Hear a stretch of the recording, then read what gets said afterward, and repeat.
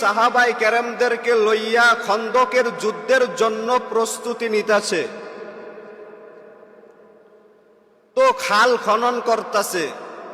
কিছু কিছু সাহাবায়ে কেরামরা বলে, ও পয়গম্বর, তাকাইয়া দেখেন, আমরা দিনের জন্য, আপনার জন্য, আল্লাহর জন্যে পেটের ভিতরে পাথর বেঁধেছি একটা। আজ আমরা 2 দিন ধরে কিছু খাই না। আল্লাহর নবী সাহাবায়ে কেরামদেরকে ডেকে ডেকে বলে, তোমরা পেটের ভিতরে পাথর বেঁধেছো একটা। আল্লাহর নবী জামা উঠাইয়া সাহাবায়ে কেরামদেরকে দেখাইলেন, দেখো আমি পেটের ভিতরে পাথর বেঁধেছি 2টা। আজ আমি 3 দিন ধরে কিছুই খাই না। এই অবস্থা দেখা নবীর একজন সাহাবী হযরতে জাবের রাদিয়াল্লাহু তাআলা আনহু আল্লাহর নবীকে বলে, ও পয়গম্বর, আমাকে যদি আপনি ছুটি দিতেন আমি একটু বাড়িতে যাইতাম। আল্লাহর নবী বলে, যাও। হযরতে জাবের রাদিয়াল্লাহু তাআলা আনহু বাড়িতে চলে আসলেন। বাড়িতে চলে আসার পরে বিবিকে ডেকে ডেকে বলে, বিবি, ঘরের ভিতরে কোনো খানা আসেনি। নবী তো 3 দিন ধরে না খাওয়া, পেটের ভিতরে পাথর বেঁধেছে 2টা। জাবের রাদিয়াল্লাহু তাআলা আনহু এই কথা বলতে দেরি তার স্ত্রী বলে, ঘরের ভিতরে তেমন কোনো খানা নাই, সামান্য একটু আটা আছে, গম আছে, আর ছোট একটা বকরির বাচ্চা আছে। তো 4-5 জন মানুষ খেতে পারবে মোটামুটি। জাবের রাদিয়াল্লাহু তাআলা আনহু তার বড় ছেলেকে নিয়ে ওই বকরির বাচ্চাটারে জবাই করে ফেললো। আর বলতাছে, বিবি তুমি রুটি বানাও, আমি নবীকে দাওয়াত দিতে যাই। জাবের রাদিয়াল্লাহু তাআলা আনহু নবীকে দাওয়াত করলেন, ও পয়গম্বর, আপনি আমার বাড়িতে দাওয়াত গ্রহণ করেন। আপনি আসবেন, আপনার সাথে 4-5 জন সাহাবায়ে কেরামরা যেন আসে। যখন নবীকে দাওয়াত দিলেন, আল্লাহর নবী একটা পাথরের মধ্যে দাঁড়াইয়া সমস্ত সাহাবায়ে কেরামদেরকে বললেন। 1500 সাহাবায়ে কেরাম ছিল। নবীজি বলতাছে, তোমাদের সবার দাওয়াত জাবেরের বাড়িতে। জাবের রাদিয়াল্লাহু তাআলা আনহু চিন্তায় পড়ে গেল যে আমি নবীকে দাওয়াত দিলাম গোপনে, আর নবী সব সাহাবীরে বলে দিল আমার ঘরের ভিতরে তো তেমন কোনো খানা নাই, আমি নবীরে কেমনে বলবো। জাবের রাদিয়াল্লাহু তাআলা আনহু মনে মনে ভাবতাছে যে নবী যেহেতু বলেই ফেলছে, নবী জানে আমি গরিব সাহাবী, আমার বাড়িতে তেমন খানা নাই।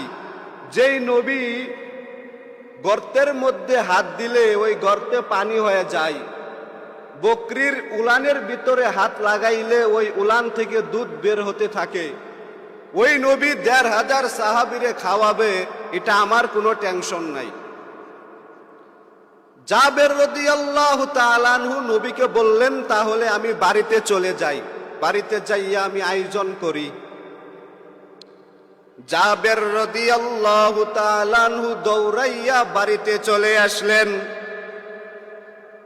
বাড়িতে আসার পরে বিবিকে ডেকে ডেকে বলে, বিবি তুমি কেন কান্না করতাছো? আজ তো আনন্দের দিন, কারণ আমার বাড়িতে পৃথিবীর শ্রেষ্ঠ মেহমান আসতেছে। যেই নবীর জন্য আসমান পাগল, যেই নবীর জন্য জমিন পাগল, গর্তের পিপিলিকা পাগল, আর আমার আল্লাহ বড় পাগল। ওই নবী আজ আমার বাড়িতে আসতেছে মেহমান হইয়া। জাবের রাদিয়াল্লাহু তাআলা আনহুর স্ত্রী কান্না করিয়া কয়, স্বামী আমার, আপনার বড় সন্তান আপনার ছোট সন্তানের ছুরি দিয়া জবাই করে ফেলেছে, আর আপনার বড় সন্তান ওই খেজুর গাছের মধ্যে ভয়ে উঠে গেছে, ওই খেজুর গাছ থেকে পড়িয়া মারা গেছে। জাবের রাদিয়াল্লাহু তাআলা আনহু ডাক দিয়া কয়, আজ কান্নার দিন না, আজ খুশির দিন। তুমি কি জানো না, যেই নবীকে ভালোবাসতে হবে সন্তানের চাইতে বেশি ভালোবাসতে হবে নবীকে, এর নাম ঈমান। নিজের মা বাবার চাইতে বেশি ভালোবাসতে হবে আমার নবীকে, এটার নাম ঈমান। নিজের জীবনের চাইতে আমার নবীকে বেশি ভালোবাসতে হবে, এটার নাম ঈমান। আজ কান্না করিও না, চোখের পানিগুলো মুছো।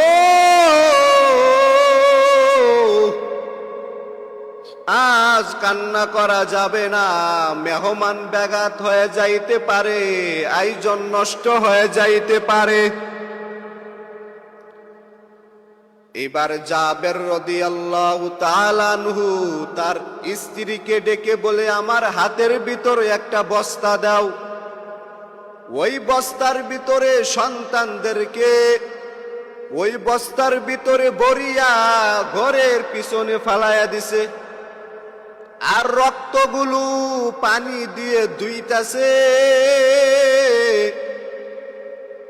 এবার জাবের রাদিয়াল্লাহু তাআলা আনহু বলে, ও বিবি আমার নবী বলেছে যেই পাতিলে তুমি গোশত রান্না করবা ওই পাতিলের ঢাকনা খোলা যাবে না। তুমি রুটি বানাইয়া যেই পাতিলে রাখবা ওই পাতিলের ঢাকনা আমার নবী আয়েশা ঢাকনা খুলবে। জাবের রাদিয়াল্লাহু দাঁড়াইয়া আছে, নবীর জন্য অপেক্ষা করতেছে। কিছুক্ষণের ভিতরে নবী সাহাবায়ে কেরামদেরকে নিয়ে জাবেরের বাড়িতে চলে আসলেন। নবী ডাক দিয়া বলে, জাবের তাড়াতাড়ি খানা দাও, পেটের ভিতরে অনেক ক্ষুধা, আর সহ্য করতে পারি না। জাবের ডাক দিয়া বলে, নবী আমি তো আপনার জন্যই অপেক্ষমান। নবীজিরে ঘরের ভিতরে বসাইলেন, সামনে রুটি রাখলেন, গোশত রাখলেন। নবী মুখ থেকে একটু থুতু মুবারক গোশতের পাতিলের মধ্যে লাগায়া দিলেন। রুটির পাতিলের ভিতরে সামান্য একটু থুতু লাগাই দিছে, আর ডাক দিয়া বলতাছে, জাবের সবাইকে বেশি বেশি করিয়া দাও, যে যত চায় তার ইচ্ছা মতো দাও, কিন্তু পাতিলের ঢাকনা খোলা যাবে না। জাবের রাদিয়াল্লাহু তাআলা সবাইকে রুটি দিল, গোশত দিল। আমার আল্লাহ তো সব দেখতেছে। আমার আল্লাহ ডাক দিয়া কই, ও জিব্রাইল নবীরে জানাইয়া দাও জাবেরের দুই সন্তান ছাড়া যেন নবী না খানা খায়। জাবের রাদিয়াল্লাহু তাআলার সব কাহিনী আমার আল্লাহ তো দেখতেছে। জিব্রাইল আমিন আয়েশা নবীরে জানাইয়া দিলেন, ও নবী জাবেরের দুই সন্তানকে নিয়ে আল্লাহ আপনারে খানা খাইতে বলেছে। নবী ডাক দিয়া বলে, ও জাবের তোমার দুইটা সন্তান ছিল, কোথায় নিয়ে আসো, একসাথে আমরা খানা খাবো। জাবের রাদিয়াল্লাহু তাআলা এখন কি বলবে? নবীরে ডেকে ডেকে বলে, ও নবী আমার দুইটা সন্তান একটু বাইরে আছে, খেলাধুলা করতেছে।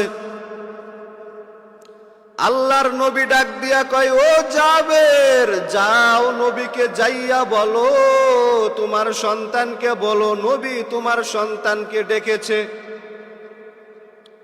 এবার জাবের রাদিয়াল্লাহু তাআলা আনহু চোখের পানি ফালাইয়া কান্না করিয়া বলে, ও মায়ার নবী আমার সন্তান একটু বাহিরে আছে, আপনারা খানা খান। এবার জাবের রাদিয়াল্লাহু তাআলা আনহু তার স্ত্রীর কাছে যাইয়া বলে, স্ত্রী আমার, আল্লাহর নবী তো বলেছে আমার সন্তানের ডাক দিতে। জাবেরের স্ত্রী ডাক দিয়া কয়, স্বামী আমার, যেহেতু নবী ডাক দিতে বলেছে, ডাক দেওয়ার কাজ আমাদের, নবীর কথা তো আমাদের রাখতে হবে। জাবের এবং জাবেরের স্ত্রী সহ ওই ঘরের পিছনে যাইয়া বস্তার ভিতরে সন্তানদেরকে ডাকতাছে। আমার আল্লাহর কুদরত, ওই বস্তা থেকে দুইটা সন্তান লড়াচড়া করতাছে আর বস্তা থেকে বের হইয়া গেল। জাবের আর জাবেরের স্ত্রী আশ্চর্য হয়ে গেল। নবীর সামনে যাইয়া নবীর সালাম দিতাছে জাবেরের দুই সন্তান। নবী ডাক দিয়া কয়, ও সাহাবায়ে কেরামরা, আজ তোমরা জাবেরের বাড়িতে রুটি খাইবা, গুস্ত খাইবা ঠিক, কিন্তু গুস্তর হাড্ডি খাইতে পারবা না। সাহাবায়ে কেরামরা খানা খাইলো। এবার আল্লাহর নবী সেই গুস্তের হাড্ডি হাতের মধ্যে নিয়া মাটির ভিতরে রাইখা নবীজি আঙ্গুলের ইশারা দিয়া বলে, এই হাড্ডি তুমি আবার আগের মতো বকরি হয়ে যাও। সেই আগের মতোই বকরি হয়ে গেছে। জাবের রাদিয়াল্লাহু তাআলা আনহু বলে, এর দুনিয়ার মানুষ,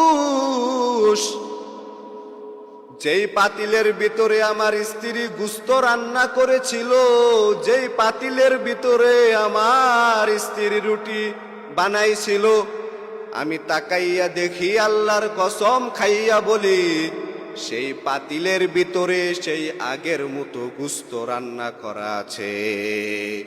সেই পাতিলের ভিতরে সেই আগের মতোই রুটি আছে, একটা রুটি কমেও নাই বাড়েও নাই। এটাই তো আমার নবীর প্রতি ভালোবাসা। আপনি যদি নবীকে ভালোবাসেন, আল্লাহর কাছে আপনি জিতে যাবেন, আপনার কোনো লস হবে না। এই জন্য নবীকে বেশি বেশি ভালোবাসতে হবে রে যুবক। এই জন্য আল্লাহকে বেশি বেশি ভালোবাসতে হবে। দ্বীনের পথে তোমাকে চলতে